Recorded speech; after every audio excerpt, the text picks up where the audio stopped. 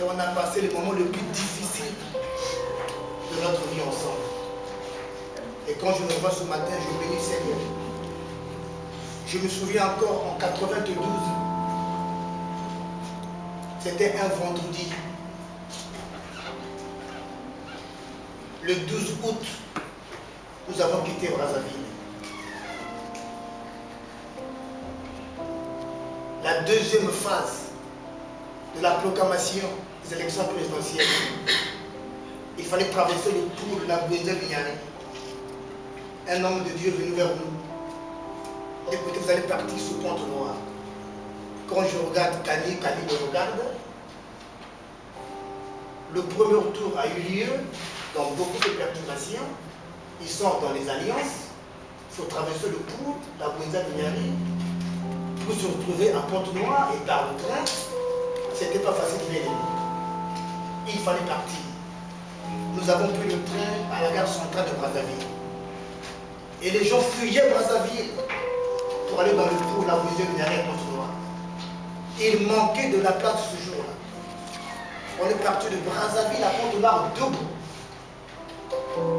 On arrive dans le Mayong, détresse totale.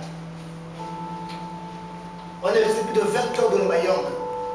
Il nous manquait à manger, bien aimé. C'était pas facile pour nous. On partait pour la mission. Alléluia. Amen. Et on arrive à Pente Noire. On se retrouve à la gare centrale de Pente Noire, abandonnons à nous-mêmes. Dieu merci, il y a un homme qui est passé par là, un bon samaritain. Le frère, bienvenue nous amis, qui est venu nous chercher dans sa 504. Nous a amenés chez lui. Quelques temps bien après, dans les après-midi, on se retrouve à Tchétchi. Nous avons commencé l'œuvre. Ce n'était pas facile pour nous. Cet homme, c'est un fourre-tout. S'il y a des frères et sœurs bien aimés d'église qui ne veulent pas travailler pour le Seigneur, pour te confier des petites tâches, tu murmures. Mais je vous dis que c'est un fourre-tout. Il fait la prédication, il fait l'enseignement, il fait le clou d'âme, il fait la délivrance, il conduit des réunions, il intercède, il prépare, il arrange les bons. Nous avons fait ce travail. Ma Virginie est témoin. Je bénis Dieu ce matin pour sa présence. Voilà comment l'œuvre de Dieu a commencé à Pente Noire. Nous sommes de la deuxième génération. Je pèse le mot ce matin. Du réveil à Pente Noire. Ma Virginie est témoin. Après Jérémie Kinouani, Timothée, le pasteur Dadier Bernard. C'est notre génération. On était encore très jeunes encore. Il n'était pas gros comme ça, le reverend Kani. Il était mince comme moi. Nous avons évangélisé Pente Noire. Nous avons marché sur les avenues principales. Nous avons prêché l'évangile au marché de Tchétchène. On nous a convoqués à maintes reprises au commissariat de Tchétchène.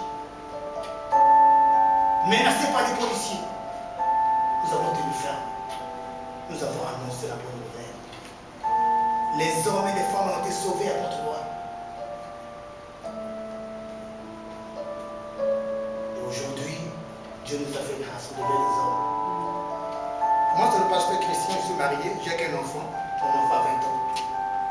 Je suis marié à la sœur Christiane. J'ai 47 ans. Elle aussi a 47 ans. Elle est ma grande sœur de 2 mois seulement. Acclamons le Seigneur.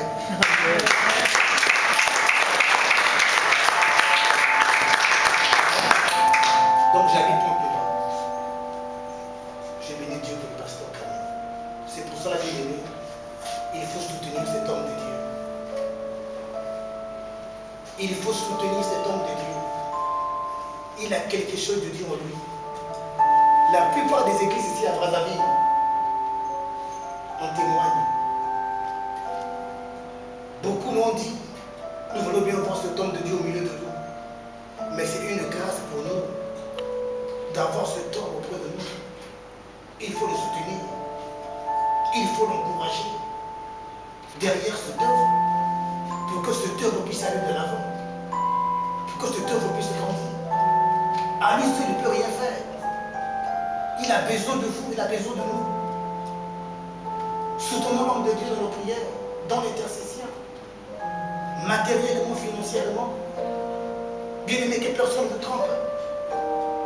L'œuvre de Dieu va de pair avec les finances. S'il n'y a pas de finances, l'œuvre de Dieu ne partira jamais de l'avant. J'ai passé pratiquement 3 années dans la Sangwa à Wesso. Si vous voulez amener l'évangile à Wesso, il nous faut de l'argent. Vous ne partirez pas à pied. Pour prendre le bateau ou l'avion. Vous prenez la route océan du Nord pour atteindre Wesso. Il faut de l'argent. Il faut se faire nourrir à Wesso. Il faut se faire loger à Wesso. Donc l'œuvre de Dieu bien-aimé va de pair avec les finances. C'est pour ça, bien-aimé, nous sommes appelés à soutenir ce temps de Dieu. Derrière notre finance, derrière le matériel. Et faisons cela sans murmure. Dieu va nous bénir. Amen. C'est Dieu qui regarde dans le secret, nous bénira dans le secret. Amen. Il a besoin de soutien. Il faudrait que les hommes et les femmes se lèvent. Encouragez l'homme de Dieu. J'ai beaucoup de vos témoignages. Vous faites beaucoup de choses dans cette vie de Brazzaville. La vie en témoigne aujourd'hui. Hier soir encore, un homme de Dieu a témoigné pour le pasteur. Il dit c'est un baroudeur. C'est un véritable baroba d'évangile. Il a besoin de soutien. Il faut le soutenir. Amen. Amen. Il faut l'encourager derrière ce travail. Nous allons ouvrir nos Bibles.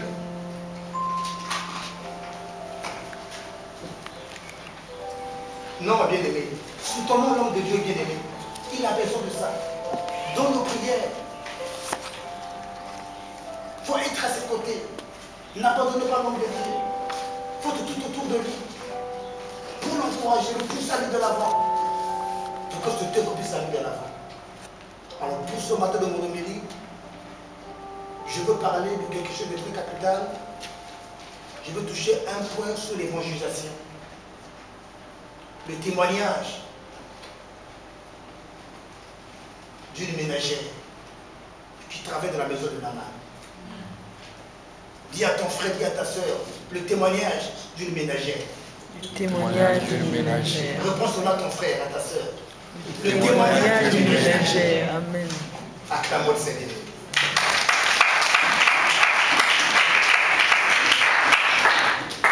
Deux Rois au chapitre 5, les 3 premiers versets. 2 Rois au chapitre 5, les 3 premiers versets. Je voudrais parler ce matin pour 2 quarts d'heure seulement. 2 Rois au chapitre 5, les 3 premiers versets. Vas-y, maman, tu as trouvé? Amen. Lèvez-vous. Élève là-bas pour tout le monde. J'ai dit au nom du Seigneur. Nous rendons grâce à notre Dieu. Naaman, le général en chef de l'armée du roi de Syrie, était un homme que son maître, le roi de Syrie, tenait à haute estime, auquel il accordait toute sa faveur. Toute sa faveur devant le roi de Syrie. Il était un homme qui était beaucoup aimé. Vas-y, maman. Car par lui, l'Éternel avait accordé la victoire aux Syriens. Les Syriens ont eu la victoire derrière cet homme. Hélas, ces valeureux guerriers étaient lépreux.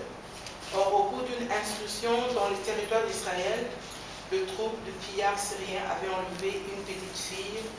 À présent, elle était au service de la femme de Naaman. Elle était au service de la femme de Naaman.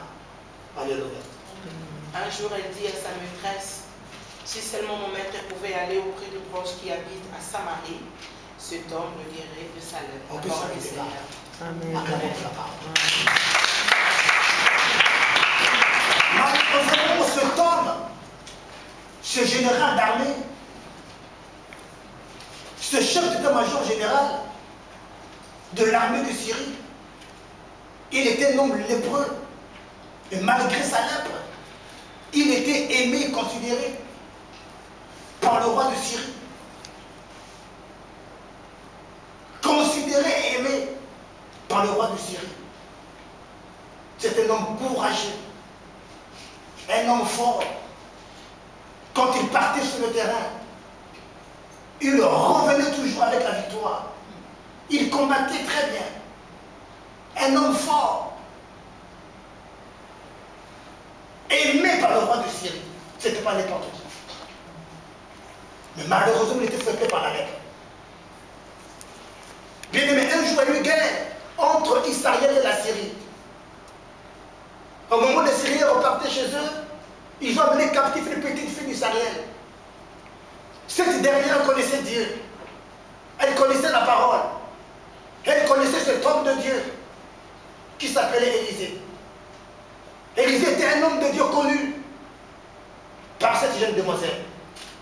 Parce que de temps en temps, sûrement, elle fréquentait son église. Elle avait vu l'homme de Dieu à l'œuvre. Il y avait des prodiges et des miracles derrière cet homme de Dieu. Quand elle rentre en captif avec les Syriens, la Bible déclare qu'elle était au service de la femme de Naaman, dans la maison de Naaman. Une femme de ménage. Mais elle connaissait Dieu. Elle voyait comment Naaman souffrait dans sa chair. Lui qui était un général d'armée, lui qui était un homme élevé, sur le plan social, sur le plan militaire, un homme considéré. Elle voyait comment le roi de Syrie tremblait pour Naaman.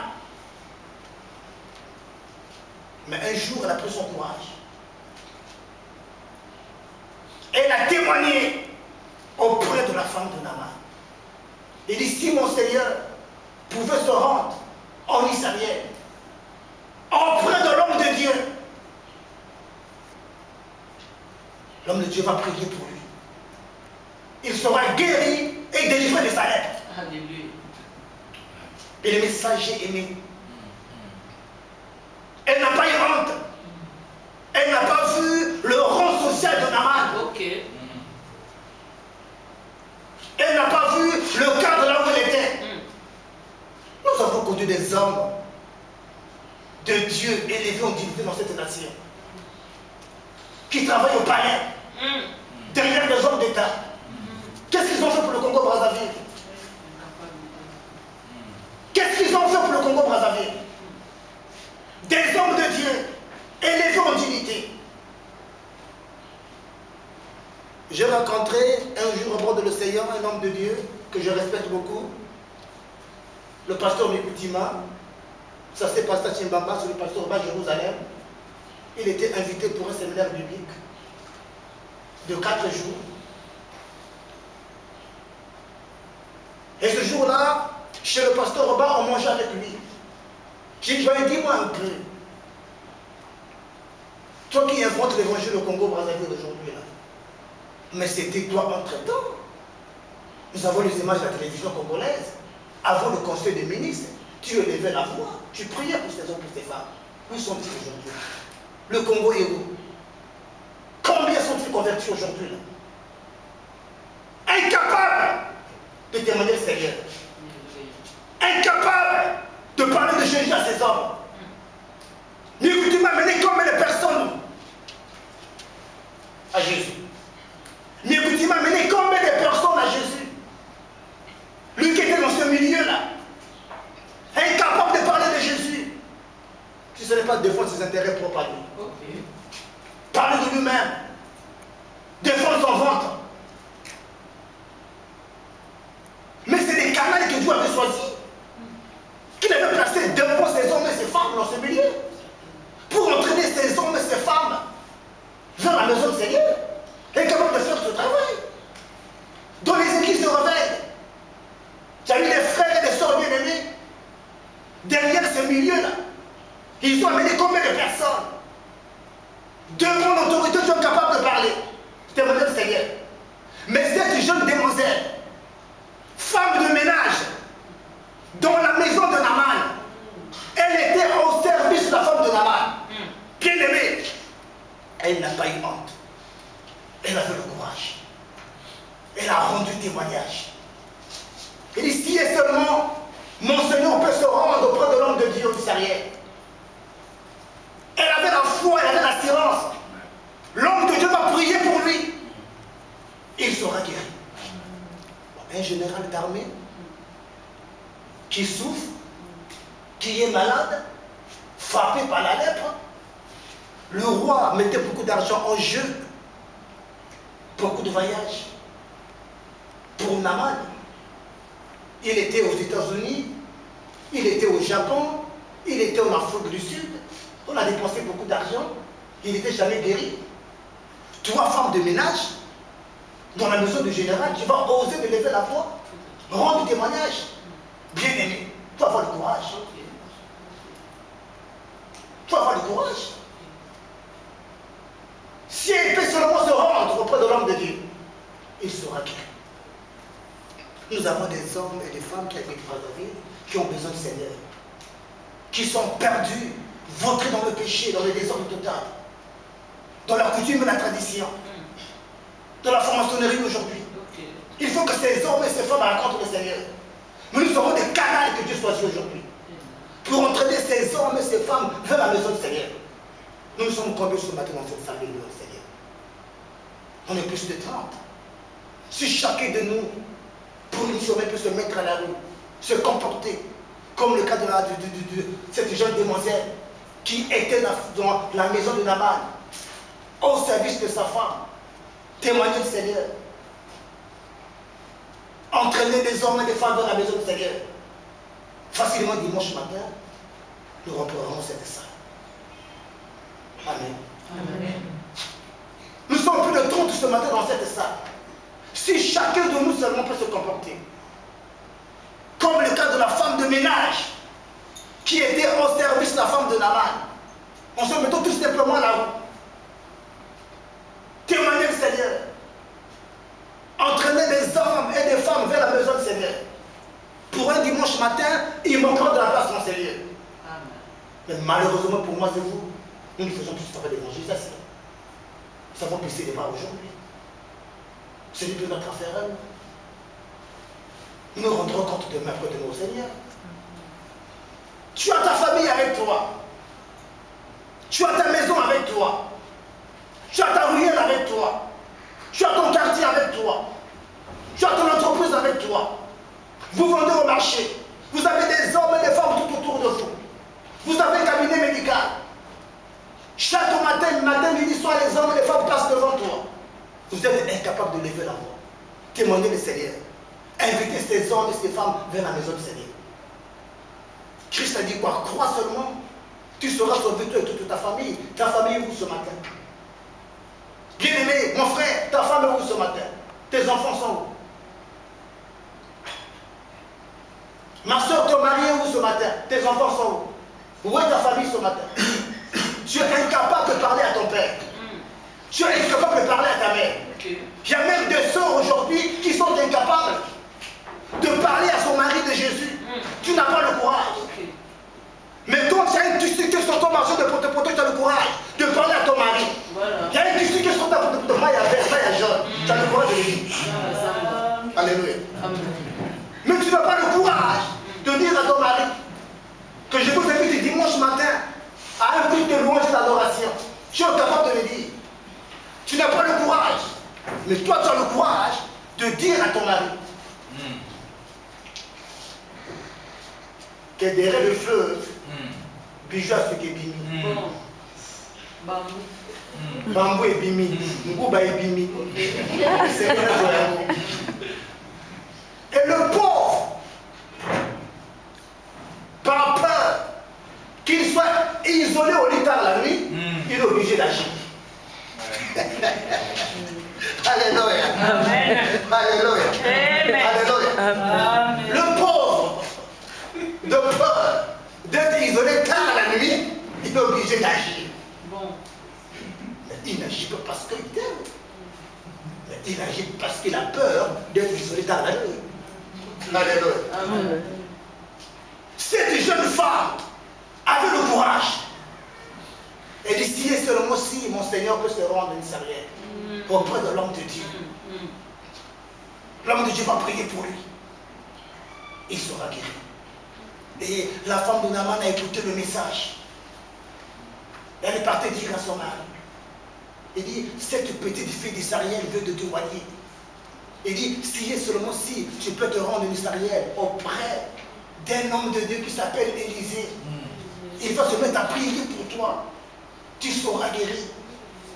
Ta chair deviendra pure comme la chair d'un jeune garçon. C'est pas possible ça. Naaman n'a pas couvert cela. Donc cette Boyez, son père dépend de moi, qui travaille de ma maison, il n'y a pas de témoignage. Mais tu ne peux pas. Touché par le Saint-Esprit. Le message est parti auprès du roi. Le roi a préparé le voyage de Naaman. Naaman est parti. Alléluia. Amen. La Bible dit que Naaman et sa troupe sont partis vers l'homme de Dieu. Vous connaissez l'histoire mieux que moi ce matin, il est dans le Seigneur. Naaman croyait que partait rencontrer l'homme de Dieu. On devait le recevoir avec honneur et louange. La Bible déclare, lorsque Naaman est arrivé avec sa troupe vers l'homme de Dieu, il n'était pas sorti dehors. Bien aimé, l'homme de Dieu reste l'homme de Dieu. Alléluia. L'homme de Dieu reste l'homme de Dieu. Il n'était pas sorti. Il avait la chose de Dieu en lui. Il demande à Naaman, va te jeter 7 fois dans le Jourdain et ta chair deviendra pure.